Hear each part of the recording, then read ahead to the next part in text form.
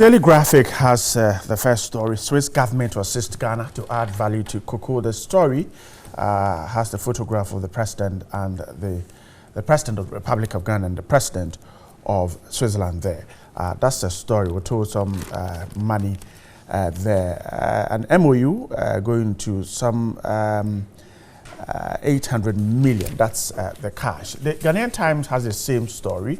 Ghana, Switzerland signed cocoa deal to add value to raw cocoa beans. And the BNFT has a story. Cocoa Board targets 1.5 million tons of cocoa beans in 4 years. Daily Guide says Dumelo buys stolen car, stolen there in quotes. Nana grabs $80 million Swiss cash. Daily Guide has that story too. The Daily Statesman says 7 million Ghana cedis scandal at Health Ministry. And also get out of office. NDC members tell Portofi and Nketia, but divided over Mahama. Heritage says no NSSS personnel posted to Denchira Boase, and inflation drops to 12.1%. The Today newspaper, nurses hit streets with Yaji Asasi demo, but we're told nurses have called up their demonstration. They are back to work today. And the Business Finder says Ghana's agro export to EU will ban be lifted in September. These are some of the papers I have with me this morning. My guest to do the talking to my extreme left is a member of the NDC, Mr. Abraham Amalba. Good morning. Good morning, Brian. I hope you're doing great. Very well. Thanks so much for your time this morning. And then Ibrahim Ejay is a member of the NPP. Good morning, too. Good morning, Brian. I hope you're doing great, too. Very well, thank you, sir. Thanks so much for your time. Now, this story is captured by the Times, Graphic, and Daily Guide. It says that Ghana-Switzerland signed cocoa deal to add value to raw cocoa beans. And the Guide says that Nana grabs $80 million Swiss cash. That's the story on the Daily Guide. Ghanaian Times put it, Ghana-Switzerland signed cocoa deal to add value to raw cocoa beans. The story on page 6 of the Times says that Ghana and Switzerland have agreed to undertake joint projects aimed at increasing cocoa production in Ghana and adding value to the country's raw cocoa beans. An MOU was signed to that effect yesterday when the president of Switzerland called on President Nana Addo at the Flagstaff House here in Accra. So the two countries agreed to increase their trade volumes in the areas of gold and cocoa from Ghana and chemicals, pharmaceuticals, among others, from Switzerland.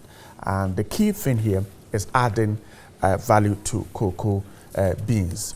Now, Ibrahim, let me begin with you. Cocoa has been a traditional export for quite some time. And the key concerns have been, how do we add value to it to enable us generate more revenue? So the agreement between Ghana and Switzerland is indeed a good sign, is it? It is. And a very good morning to you, Bright, and to our viewers watching us on TV3, both here on the continent and internationally. It's a good deal in terms of the initiative that has been taken. Right. For far too long, we have, as a country, not just Ghana, but I think the 54 nations in Africa, we've relied on raw material production for far too long, and it's high time that we add value in the most complete sense of the word when I talk about add value. Given that it's cocoa that is, if you will, fed me, enabled me to go to school, provided the roads that we travel on, the lighting. I'm talking, that's our cash cow, so to speak. And so cocoa has permeated every facet of our development. And it's high time that we can extract as much premium as we can from that, if you will, agricultural gold, if you will. And how do we do that? I think it's where industry, especially, of course, both within pharmaceutical as well as food production, seeks to somehow align all their processes and their end products with cocoa. I'll give you a brief example. We know that cocoa flour, you can produce bread. Right. We've seen it when they do the cocoa shows, when the research officers at the Cocoa Research Institutes that we know of, they show us that you can make whiskey for those who partake in alcohol, cakes, breads, and all manner of things. Why is it that that is not so pervasive in everything that we do. We have, again, just focusing on the food production side, we have indigenous producers of biscuits. Yet where do you see any value addition whereby you have Ghana cocoa actually part of that biscuit, which we see. We see, without mentioning names, we know there are brands of biscuit here in Ghana, imported, and I'm sure they have our cocoa as part of that product. We don't see that here. Cereals are across board, laced with cocoa. What is it that we're doing that we can, as I say, make sure that cocoa, everywhere you turn, you see the signature of Ghana's premium product there. Again, when you go into the pharmaceuticals, I mentioned earlier about whiskey from cocoa and flour. Pharmaceuticals as well. I mean, there's so much you can extract from the cocoa pod. Never mind the cocoa itself, the cocoa beans, the cocoa pod. When you remove the husk, in terms of its uses as a fertilizer, its use within pharmaceutical industries. They always say that God's pharmacy is the garden. That's why oftentimes when you're ill, what do? You go to nature to find those ingredients that can cure certain ailments. And it still goes on today. Taking from nature and bring it into the pharmaceutical industry. How are we doing that with our cocoa? Whereby we can then extract those, not only nutrients, but those, if you will, chemical elements that are used within the pharmaceutical industry. Right. So, in adding to the value of cocoa, yes, do we? The president is saying that under his presidency, we will no longer become mere producers and exporters of cocoa beans. Do we see the signs that indeed this will come to fruition? Yes. Yes. I think there's a company called Cargill, that was in 2005, 2006, thereabouts, engaged in producing the cocoa paste. Now, what you want to do is have that cut and paste, so to speak, no pun intended, whereby you engineer, whereby you're having indigenous companies actually involved in that. The One District, One Factory initiative of President Nana Addo Dankwa Akufo-Addo speaks to that. And I know that there are entrepreneurs who are engaged in actually doing that in terms of applying to make sure that that is their end product. So you see the shoots, the signs of that that are there. And then there's the political will to make sure that, again, in enhancing the sector, again, the mass spraying, making sure that fertilizer and the new seedlings, I think it was announced by Honorable Akoto Afriyie some time back, and around February, March, new seedlings, cocoa seedlings, will be given to farmers so that we increase the premium. We make sure that the black pod disease is also curtailed, but then the link with industry in terms of adding value, so that we actually send a finished product, be it the cocoa paste, to our partners such as Switzerland. With Switzerland, we had a trading relationship with them totaling $2 billion just last year. Can you imagine how we can augment that, increase that, if indeed it was paste that we were trading with Switzerland and not just the raw cocoa bean? Of course, we're doing pharmaceuticals as well. There's logistics as well. There's gold. I understand that's part of the 2 billion mix. But we can increase so much more when we do that. And we add value to our cocoa. I'm grateful. Let me go to Mr. Amalba and come to Mr. Amalba. So at the meeting yesterday, the president reiterated that under his presidency, we're no longer going to export our raw materials, particularly cocoa, and the idea is to add value to it. Now, Ibrahim says that the signs are there to see that transformation. He said the political will is there too. Do you also see that? Let me start by saying good morning to your viewers. Bright,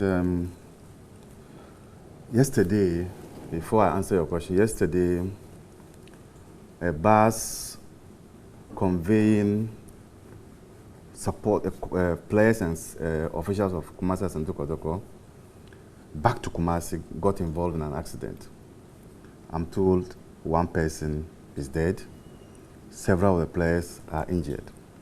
I wish to take this opportunity to commiserate with the players, those who are injured, and then to my condolences to the bereaved family, even though I'm a House of Hope supporter. Right. You see, we are in a country where we have a president whose rhetoric is always making it look as if Ghanaians are only interested in slogans, or Ghanaians are only interested in hearing powerful speeches. You have been elected to provide leadership. I expect this president to stop making those statements, highfalutin statements, and get on to the work.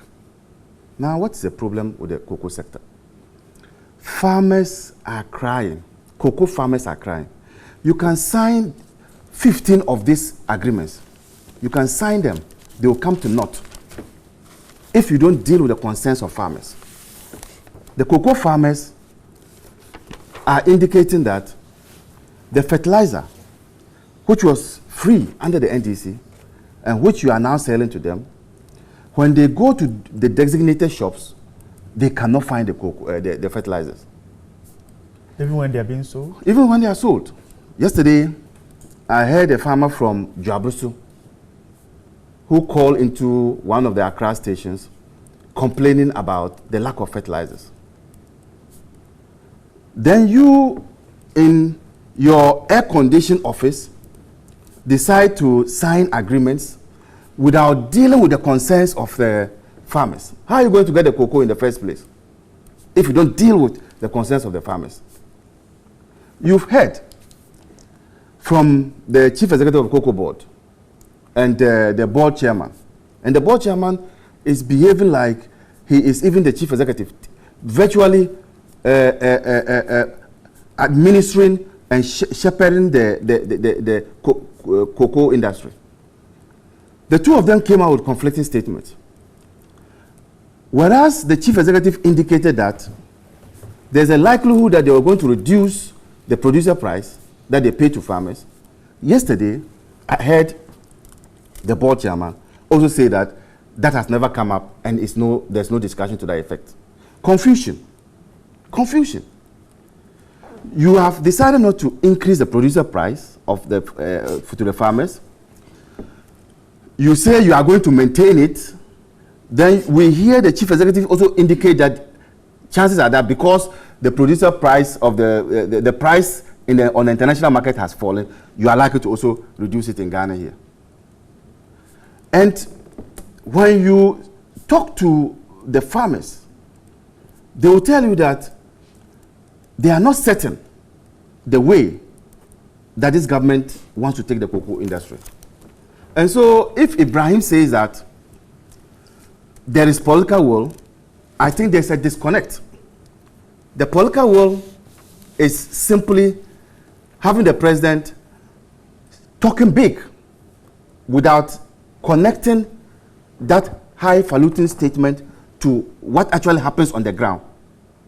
And when you look at what is happening on the ground, you come to a firm conclusion that the industry is wobbling and the industry players are not happy with what is happening. Government says that the fertilizer issue you raised, in the past when it was free, they were not getting it because it went to people who were not actually the farmers. And so selling them is to make sure that at least those who need the fertilizer get it.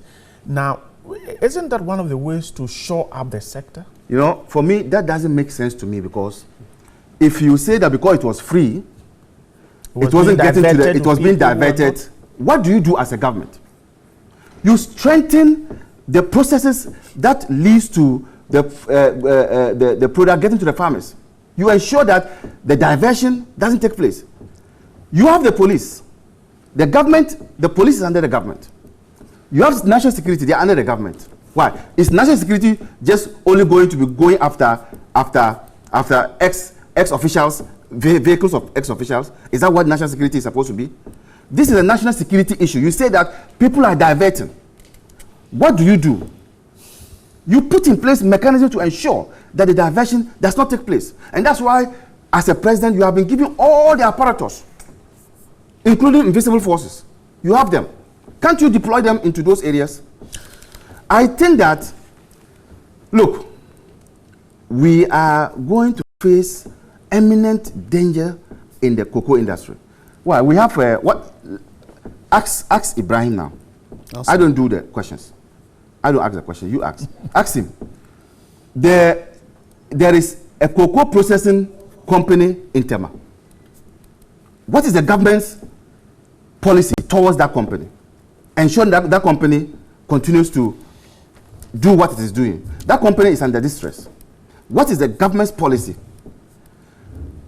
Cocoa processing company is supposed to process by its name and add value to it. We already have that. Nkrumah foresaw it and put it in. What is your government policy towards it? But isn't that why the government has signed the agreement with Switzerland to perhaps inject more capital into it? That's why I'm saying that they should tell us the policy. Signing this agreement does not tell us what the money, if they receive it at all, is going to be used for. What is the policy towards PCP? Okay, Ibrahim, coming now. Okay, my last bit. Land for me. Now, you notice that communicators of the government have a certain strategy. When you ask them of something, then they'll say that once we introduce one village, one dam, it will solve the problem. Once we introduce one district, one factory, it will solve the problem. Who tells you that just sloganeering and engaging in mantra solve problems? Right. Ibrahim, so he thinks that political will you're talking about isn't there, and he's cited certain reasons and said the farmers are really suffering, and yet they don't seem to get answers to their problems. Right. It's important that we understand something. The way in which we view and value cocoa, I'm talking NPP as a government, is different to NDC. And I'll give you some reasons why. That our concern is about putting premium on the cocoa farmer. We know the value of the cocoa farmer to the economy and Ghana's destiny, economic destiny at large. Let me give you a quick example. 1999 to 2000, the 1999 to the year 2000, the crop year, cocoa production was 395,000 tons. We then, under President Kufuor, saw the need to invest within that sector, give premium, make sure that the Aquafo check system was not corrupted as was happening. And we took it from that 395,000 all the way to 800,000 in 2008. We invested in the mass spraying, also making sure that the farmers were paid on time at high premiums, and the results are there for those who wish to check. And you made sure that new seedlings were given, to the point that in the 2009-2010 crop year, Ghana achieved 1 million tons for the first time. And we know that cocoa takes 5-6 years to grow. So you can't tell me you came into power in 2008, the following year and a half, then you got 1 million tons. The seeds for that success, that 1 million tons was achieved under President Kufuor. Yes, President Kufuor.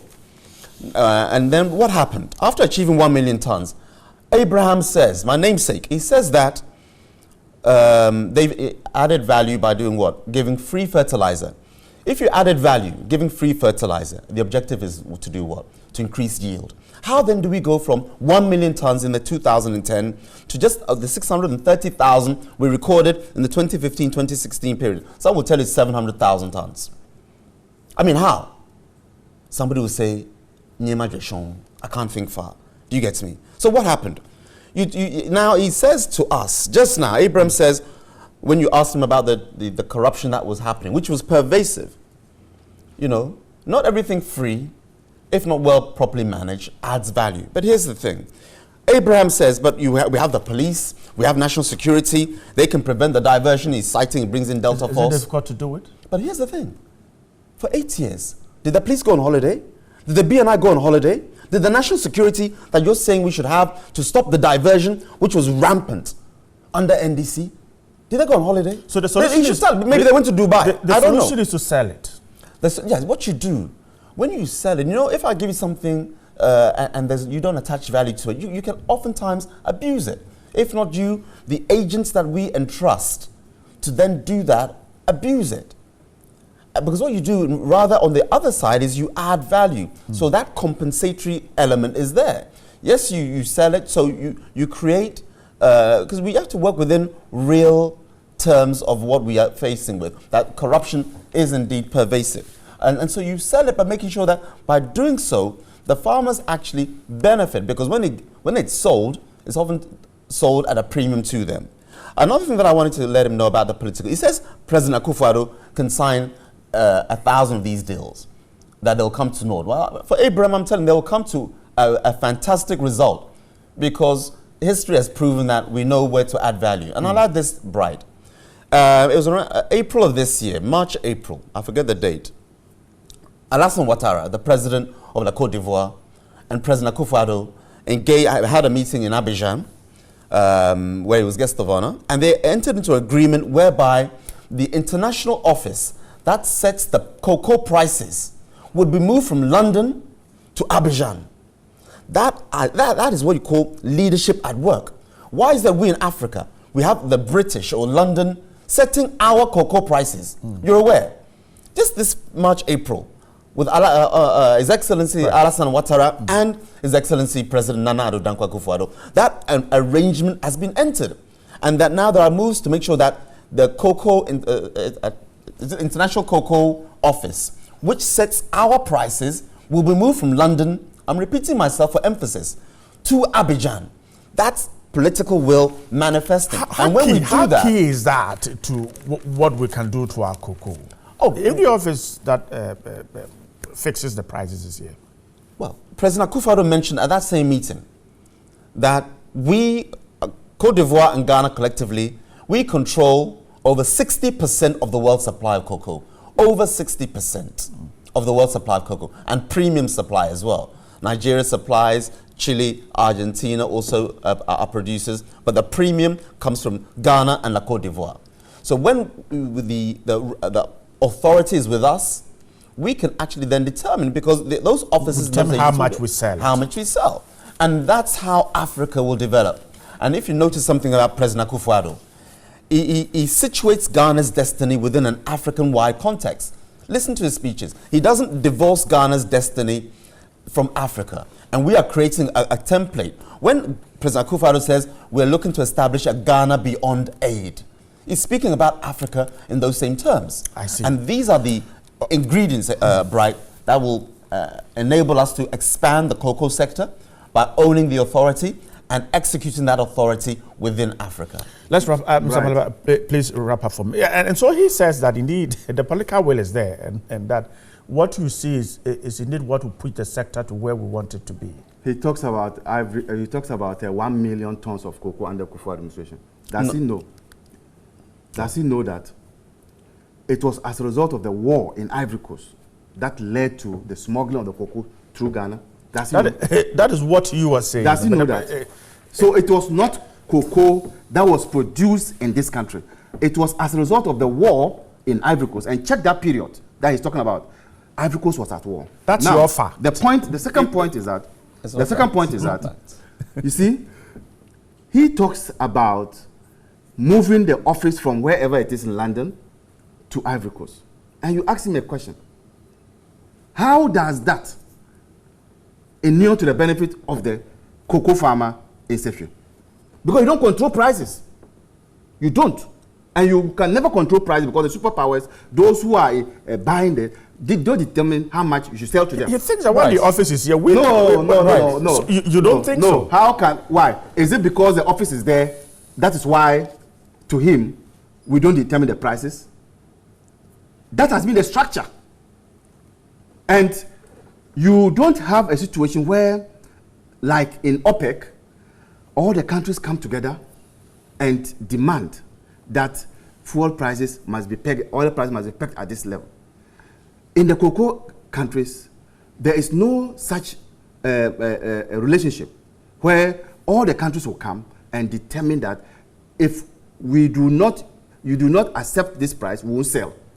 And that is why the former President Nkrumah decided to build that storage facility at Tema, so as to ensure that we are able to control prices, because at that time too we were not controlling the prices. So if I say that as a government you have all the state apparatus and you can use that to check smuggling, that was not to say that I admitted that under NDC there was smuggling.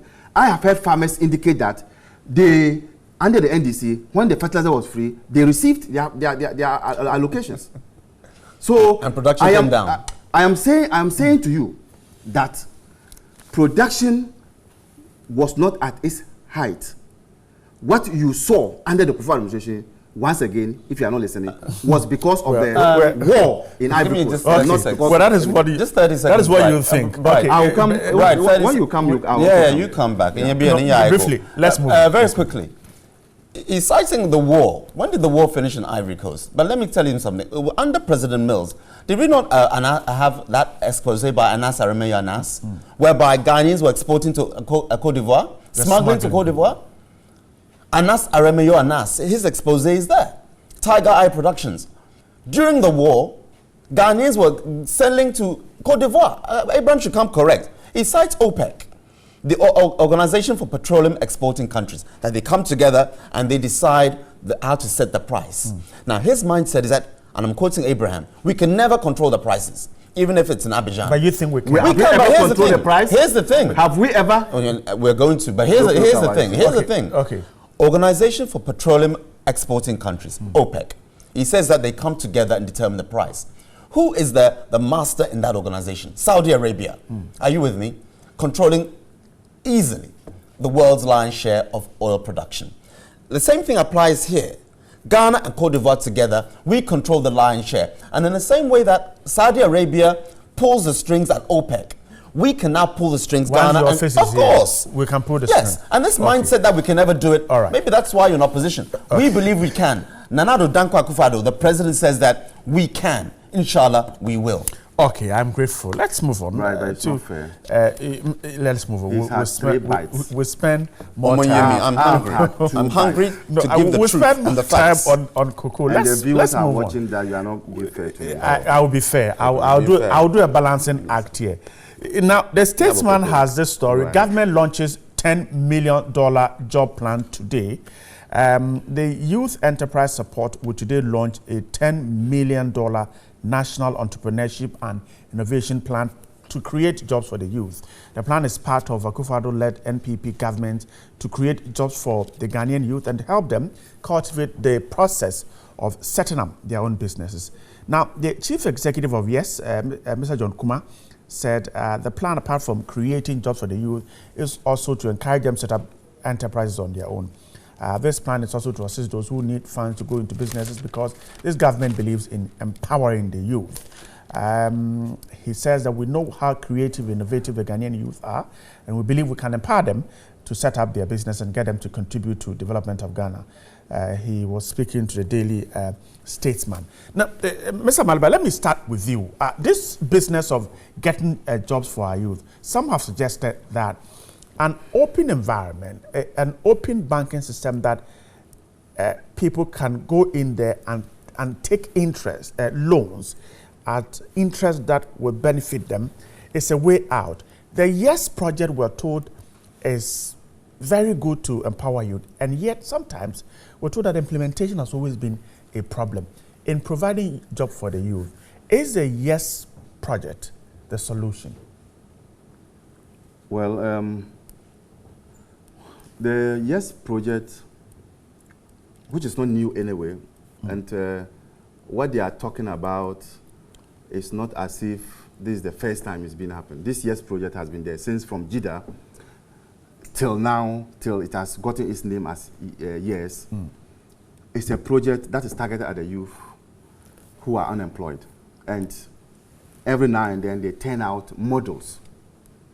And so this should not be seen as the first time or it's an innovation. It's just a continuation of what that program is all about. Right.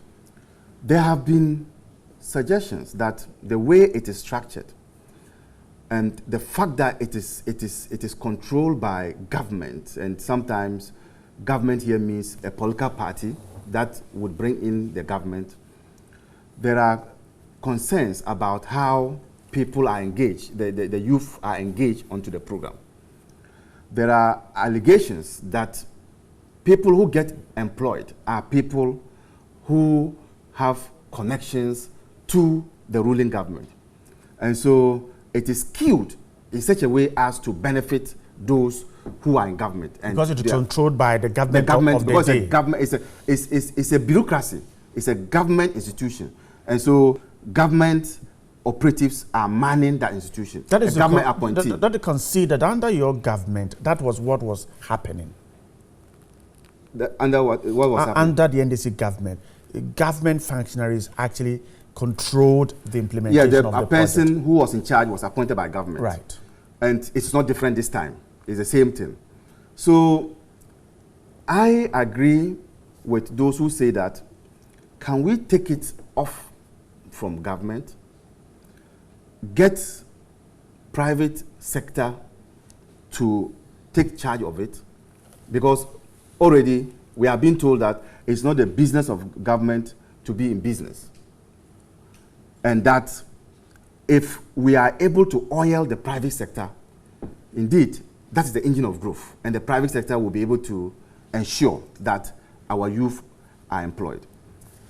I think that going forward or looking ahead, that is the way this project or take it away from government and ensure that we have industries, AGI, all these institutions in the private sector take charge of the project. And it will be devoid of political coloration. And I think that if we go that way, that will be fine. That is my view. Yes. Ibrahim, so he raises a point to suggest that once the program has government functionaries controlling it, implementation always run into problem, because then you must be closer to government before you can even access anything from there. Is it a legitimate concern to raise? It's a legitimate concern, and I think it's a fair comment that Abraham makes, and we have to look at it in that way. Human institutions. But you see here, what John Kuma, in the report that he's done, the chief executive of YES says is that it's about tapping into the creativity and innovativeness of young entrepreneurs through the provision of financial and expert advisory support for their businesses. So that necessarily involves having experts within the private sector, not government sector, who can help shape the businesses, inform them as to best practices, and tap that innovation, that entrepreneurial spirit that our young men and women have. So it's a valid comment that Abraham makes. I don't think anybody would say that it's negative. I think it's positive what Abraham has said. And I say that because we need to get to that stage. Maybe this is the training wheels, if you will, whereby at some point in time we can divulge or delegate more power within YES to private institutions, if I can put it that way, to help manage this particular facility. And I think most people would welcome that idea. But as I say, we're at the training wheels at this stage. As it grows and it becomes more robust. Can you imagine, for example, we have the Venture Capital Fund set up in 2004, 2005. A venture capital fund administered by private entrepreneurs and the banking sector. No government involvement per se, although government provided some seed money in that period of around 20 million Ghana cedis at the time, just some small seed money. And so those kinds of agencies can be co-opted at some point in time to do that. The Association of Ghanaian Industries, the AGI, Ghana Club 100, as a body can also help contribute towards this. So I think it's as I say, a valid statement. But we're at this stage that we're on the training wheels on this project. And it's about making sure that the youth, it's important that we do not have a generation whereby there is a deficit of hope or opportunity And that's what the president is mindful of, making sure that that space to create wealth, never mind jobs, to create wealth for our young men and women, so they too can become captains of industry. That's the whole idea behind the thrust of government policy about empowering Ghanaians. Let me put this question to you. I'll give the same question to Mr. Ahmad. Is the politician ready to let go of these institutions that sometimes seem to become vacancies where parties of people who are loyal to it when they win power? It's me or Abraham? I'm putting it to you first. Okay. I'll put it to Abraham too. Okay. Is the politician ready to let go of these institutions? Because what we see is that the political parties will offload grassroots to these institutions when they win power. Now, in this situation, are they ready to let these institutions into the hands of the private sector? Absolutely. Would they do it? Absolutely. You know, just to highlight, over the last 15 years or so of knowing President Akufo-Addo, Nana-Addo, our president, his mindset, and I don't think I'm alone, is all about how when I say we, Ghanaians can leave a legacy of excellence, generation upon generation. And that's where he's building Ghana too.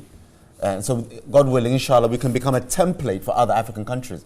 And you do that by slowly devolving power. Who is it that's brought out the policy, excuse me, of elections for the district chief executives and the municipal chief executives?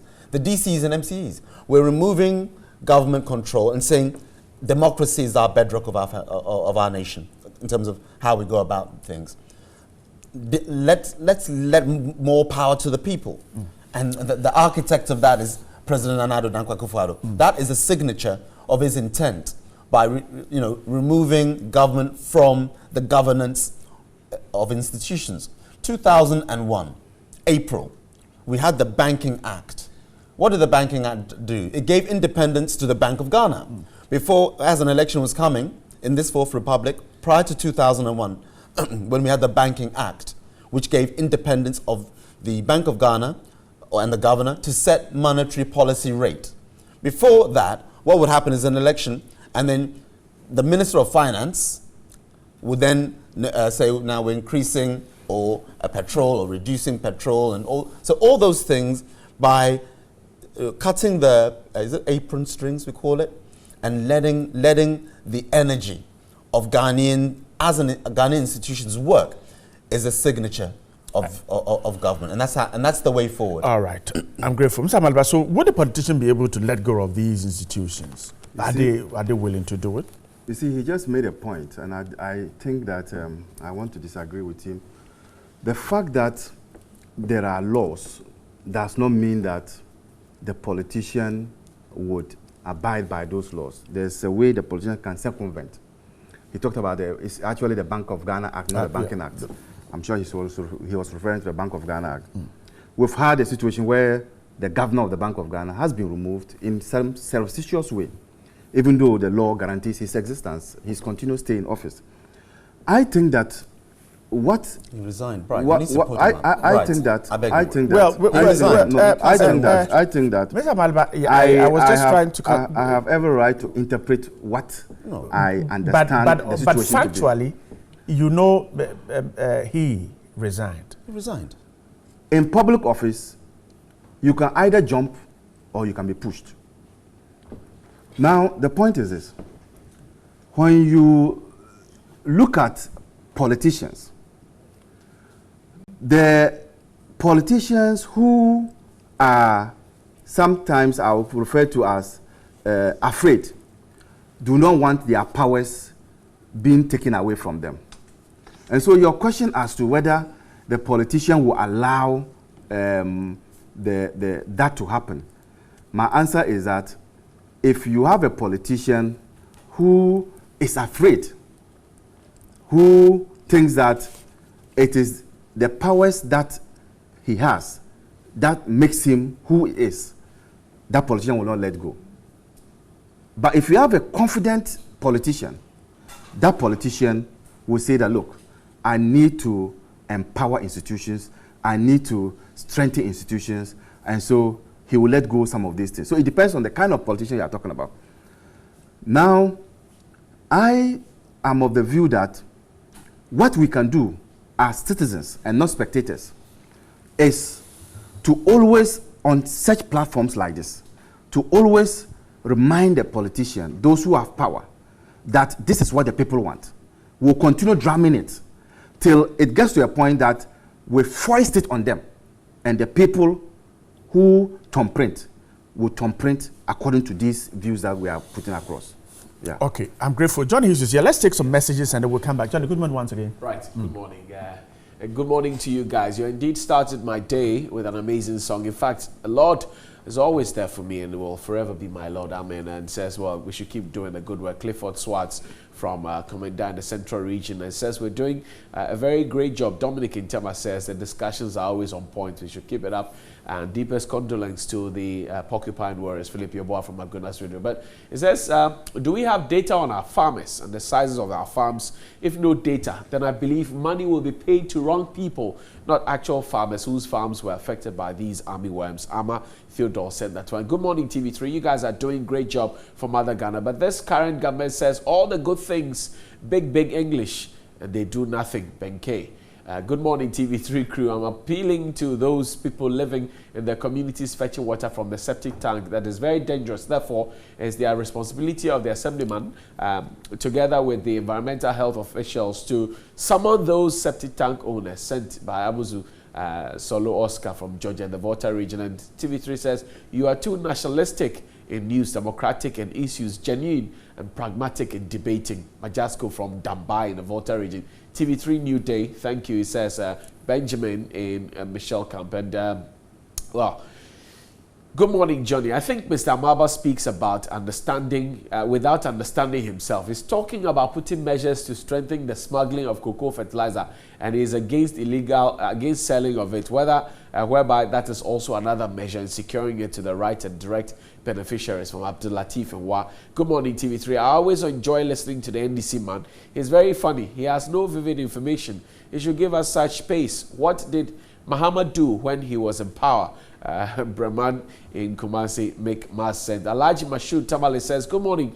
This sweet cocoa money shouldn't be falling in the hands of corrupt officials, as we had seen in the past 7 months of this government. TV3, you guys are splendid. Keep it up. Ibu Donko in Kaswa 7. Good morning, TV3. Please tell Amaliba to smile small. Council, yeah, you need to smile. Please tell the 2015-2016 non-certified graduates that they are angry with the government. Jobs and some business opportunity skips aside because we are not confident to apply without certificates, and furthering our studies is crumbled, and many more, just because the government has failed to constitute a governing council for the graduation since 7 months in office.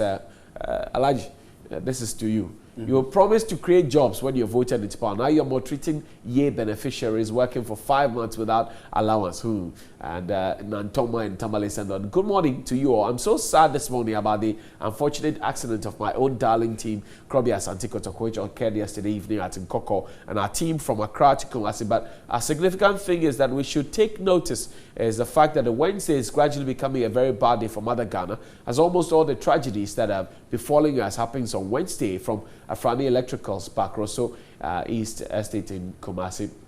Good morning, TV3. The first in news indeed. In fact, we have to stay home and gradually develop our country. The question is, if everyone has to travel abroad, which country would develop? If all the citizens of the foreign countries had traveled abroad, would those countries have developed today? From Emmanuel in Adonikrom, Enchi. And my heartfelt condolence to Kumasi, you say Yakubu Baba from Tamale. Please, can you guys educate me on this so-called towing service? Do we have towing cars that can tow these articulated trucks, fully loaded, or timber trucks off our roads? And also, if the wheels are spoiled, how can it be towed from Nanaiwa? I'll get some more information for you. Good morning, TV3 New Day. Please, I want to know why the sudden silence on the bus fuel contamination issue at Tivo David in Kumasi. Well, I don't know, maybe they will tell us. Propaganda at its peak. If NDC has been in government for the past 8 years and cannot pinpoint one single achievement in the cocoa sector, but cannot now question a 6-month government of the MPP of their policy towards the cocoa factory in Tema.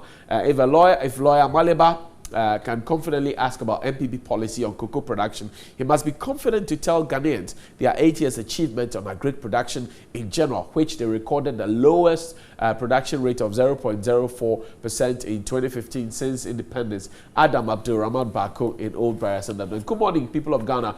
Open-minded is the new African. In fact, we, Africa, don't need the office of the body that set the prices of cocoa in Africa, but rather the people or the body that sets up cocoa prices should be Africans. I mean, what is the benefit if the office is in Africa, yet the prices are set by the whites? In fact, Africa has missed leaders like Kwame Nkrumah. Our current leaders are only interested in winning votes, Citizen Kwajo in Kumasi. AU Farouk in Tablet says, good morning to you all. Indeed, the Swiss government assistance, will indeed the Swiss government assistance really add value to the cocoa sector? In this current regime, monies were given and financially landed in the hands of corrupt officials, and no one has been responsible for that offense we want to see. Well, I don't believe moving of an office will have anything to do with the price of cocoa. We're in a global village now. You don't need an office in front of your house before making things work. We should rather have our people in those offices controlling the price, not the office or building. Kujuma Probi. And finally, lost signal to your station last night. Well, we're fixing it,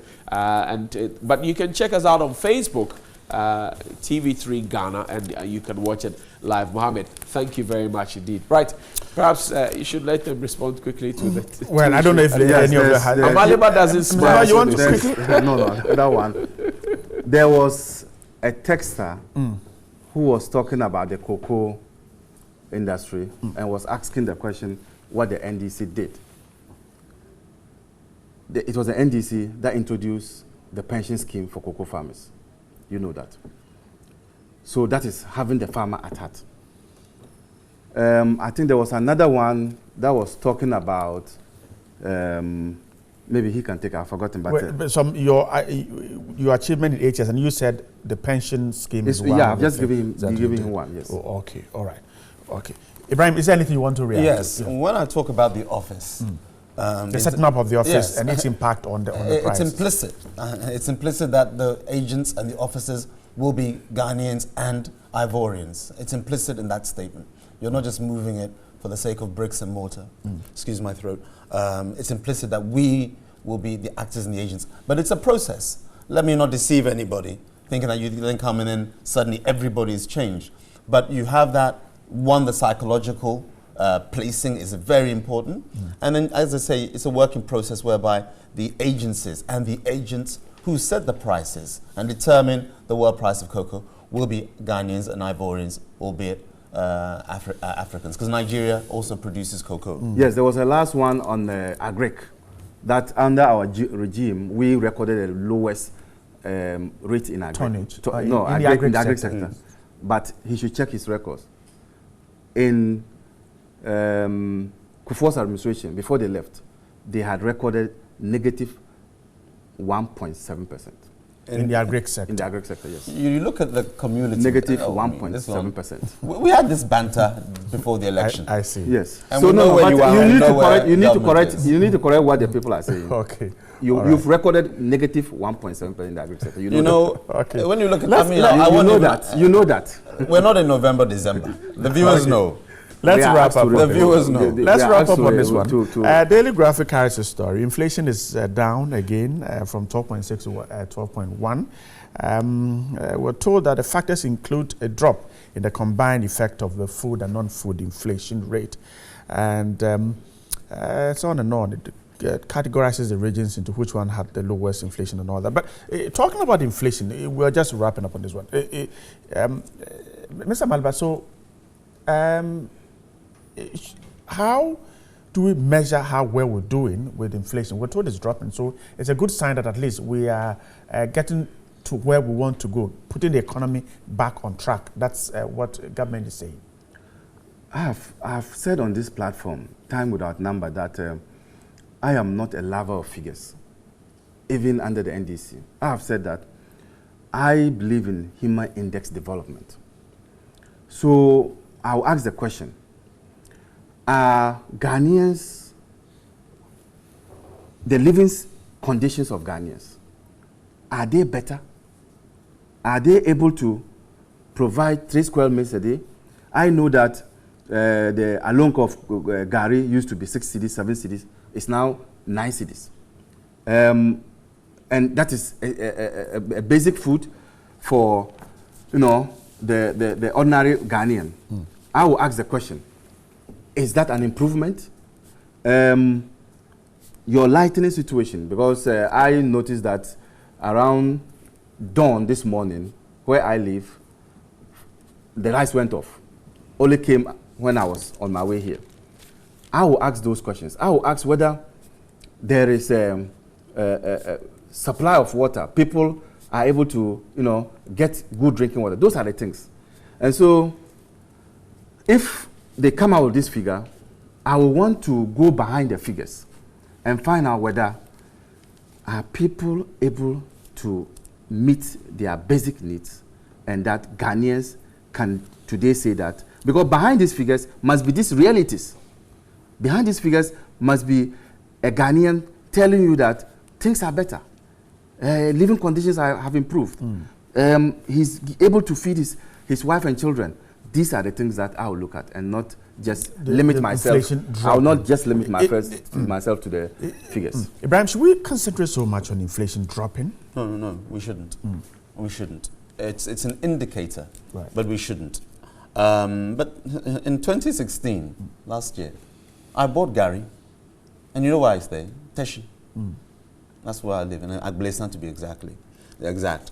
I bought Gary a lonka in Teshi and Nima here, just by the Shell filling station. I was buying in 15 Ghana cedis.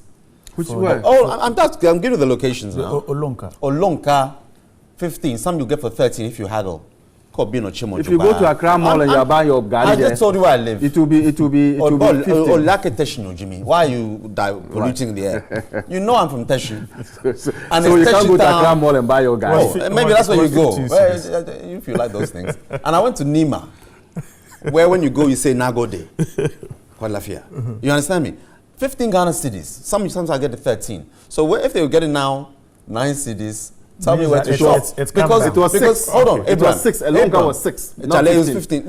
It was 6. Can we ask Johnny Hughes? It was 6. Can we ask Johnny Hughes for the viewers to come back and text? It was 6. No, now it's 9. The last time I checked. Abraham, you are lying to Abraham, please go. Abraham, we are now living in this transparent world, and so I love coming on TV3 because as I talk now, people start texting. Abraham is lying. He's telling the truth. I beg, viewers, come and text and tell Johnny Hughes. Johnny will come. Yeah. I was getting a 15 in Teshi and Agblesna, 15 Ghana cedis, if you're lucky, 13. We made the point in our campaign, Paul, that Gary was more than rice. You know that, Abraham. Why? You know. That is not it. I told you direct. But anyway, the point I'm making is this. Yes, we should not trust or rely upon prices of inflation, because there are so many other indicators that you have to look at in determining why inflation comes down. It's the rate at which prices increase over a period, or normally a month. But we're seeing some strong indicators that food prices will stabilize. Remember, it's linked to how well our currency is stable. Let's not forget that, because once petrol goes up, everything goes up. Am I right?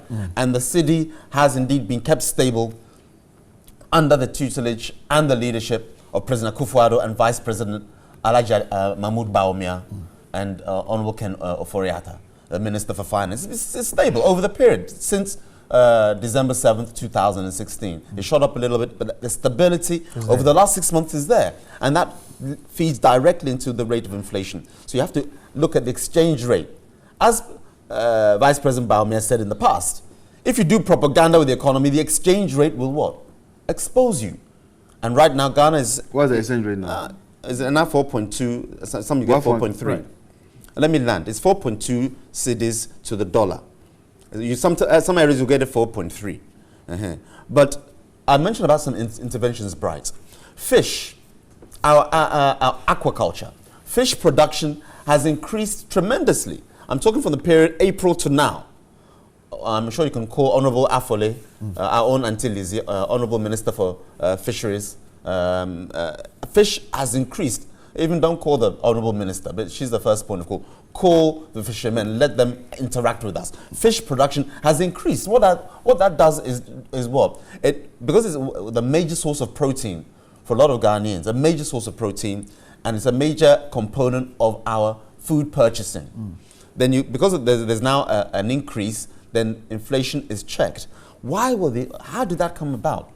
Because Honorable Afole, the Minister for Fisheries, again, the intervention was making sure that light fishing has been curtailed drastically. The interventions are being put in place so that we can actually curtail them. And I loved it when the Honorable Minister mentioned that they're going to employ the use of drones to actually now police our coastal areas in the sea, so that you can sit in one place, the drone will transmit the imagery back, and we know that there's pair trolling happening at Axim, or there's illegal fishing happening at Teshinungwa or whatever. And I think these drones can go 40 kilometers in. Right. And they have a battery lifespan of 7 hours at a go. So kudos to Honorable Minister for Fisheries, Afole, for that intervention. I'm mentioning that because these are the things that keep inflation in check. But it's not the only figure that we need to look at. And the exchange rate as well. The main thing we should look at is exchange rate. Other than that, our production, our investment into agriculture is key. Oh. And then, of course, industry, because industry helps to do what? Create that manufacturing space. And the more that we produce for ourselves, then the less we import. So the city becomes stable, inflation is checked. Last thing on the issue of investment and putting our money where it matters. In last year, I'm talking 2016, government, that was then the NDC government, allocated 10 million Ghana cedis to the railway sector. 10 million. That's around $2.5 million. Am I right? 4 to 1? Good. $10 million to the railway sector. Under President Akufo-Addo, government and parliament have approved 500 million Ghana cedis. For the sector. For the sector. And now, why am I mentioning this factor? Because there was a story about the government signing MOU with Russia. We are going to produce the wagons, manufacture the wagons, everything from the wagons to the nuts and bolts. And Mr. Kamenev, the Russian... he's the chief executive of Geoservice, a Russian... Very good. I said that everything will be done by Ghanaians. And they will create about 40,000 jobs. Right. I'm just linking that to the issue of inflation, because until we in Ghana and Africa, we bright start to manufacture and stop producing, as President Akufo-Addo has mentioned, as we manufacture, you see that this inflation we're talking about will continue to be in the single digits. Okay, right. This is about wrap up for me. You see, the MPP campaigned on ensuring that they ensure that Ghanaians live in comfort. And you remember, there's even this vox pop, or is it an audio of the president saying that Ghana, I want to ask the president whether, ever since he's come into government, whether the electricity bill that he talked about and that it was higher than rent, today, can we say that the electricity bill is lower than the rent? I want to ask him. Those are the things that we are talking about. I've just had a texter who has indicated that Gary is now 16 Ghana cedis. So they must understand. He's buying it from. They must understand from our markets. They must understand. I thank him. They must understand that. What I they said. must understand you see that what you left. They have to come. You see they have the to come down left. from their ivory tower and listen to what the people are saying. And they have been, the Ghanaian people are saying, ever since you came to government, nothing has changed. People's life have been worsening. And you don't want to listen to that. You are glorifying yourself and engaging in acts that amounts to tickling yourself and laughing. We're putting Ghana to work. Ghana is working. Ghana is working. You know Ghana, you feel it. Ghanaians would tell you how they feel. Ghanaians, you don't have the facts. I'm grateful, gentlemen. I've been at the top of the hour and I've spent 14 more minutes into it. Before you say you're grateful, I'm happy that Abraham's own texter has confirmed that 16. 16. It's 16 cities now. But you all say there's 9 cities. No, it hasn't gone up. It's going up. But he's a member of the NPP. And Abraham Amaliba is also a member of the NPP. It goes higher. Gentlemen, I'm grateful for your time this morning. Right, thank you. And those of you who stayed at home to be part of the show, I'm also grateful for your time. Stay with us right here because we have some more coming up.